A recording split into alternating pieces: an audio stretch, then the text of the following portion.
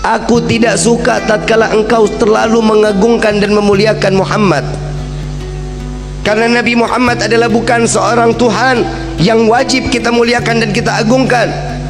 Dipotong lidahnya. Saat itu juga dilepas orang tersebut, lidahnya digenggam, mulut penuh sama darah, lidah digenggam, dibawa sampai ke depan makam Rasul sallallahu alaihi wasallam. Di dalam hati beliau mengatakan, ya Rasulullah, maafkan saya, bukan saya enggak mau salawat lagi kepadamu, tapi lidah saya saat ini sudah ada di tangan saya tidak lagi dapat menyanjung dan memuliakanmu dengan lidah yang sempurna. Saking sakitnya, darah yang begitu banyak, beliau pingsan. Di dalam pingsannya, beliau didatangi sesosok manusia yang tatkala beliau mengatakan, wahai hamba Allah, wahai hamba Allah, ketahuilah aku Muhammad yang saat ini datang menjengukmu. Biarkan lidah itu terputus, sekalipun jika engkau tetap mencintaiku, maka Allah akan berdekatan, Allah akan mengizinkan aku dekat denganmu, kata Nabi sallallahu alaihi wasallam. Namun si hamba Allah ini mengatakan, ya Rasulullah, tapi aku ingin bersolawat dengan fasihnya, dengan kegembiraan, dengan lisan yang penuh dengan kesempurnaan.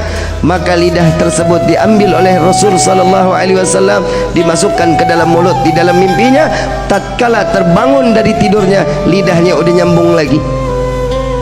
Di dalam mimpi Nabi memberikan manfaat kepada orang para pecinta Rasul sallallahu alaihi wasallam, sehingga seterusnya beliau terus dapat bersolawat kepada Nabi Muhammad sallallahu alaihi wasallam.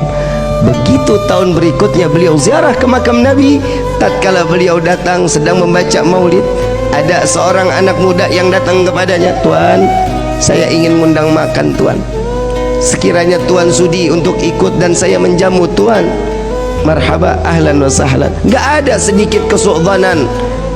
Lalu dibawalah oleh anak muda tersebut lewat gang yang sama, lewat jalan yang sama, ingin masuk ke dalam rumah yang sama. Lalu beliau mengatakan, wahai Tuan, saya pernah masuk ke dalam ini. Dahulu lidah saya dipotong oleh pemilik rumah ini. Apakah engkau juga ingin memotong lidahku, kata orang tersebut. Tidak, wahai hamba Allah, aku mengajakmu untuk mencicipi dari rezeki yang apa ada di saat ini. Beliau masuk ke dalam rumah.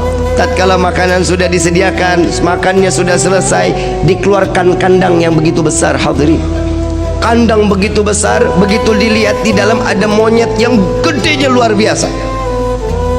Lalu ditanya, ini apa ini? Tuan, ingat dahulu engkau bilang engkau pernah dipotong lisanmu, engkau pernah dipotong lidahmu oleh ayahku.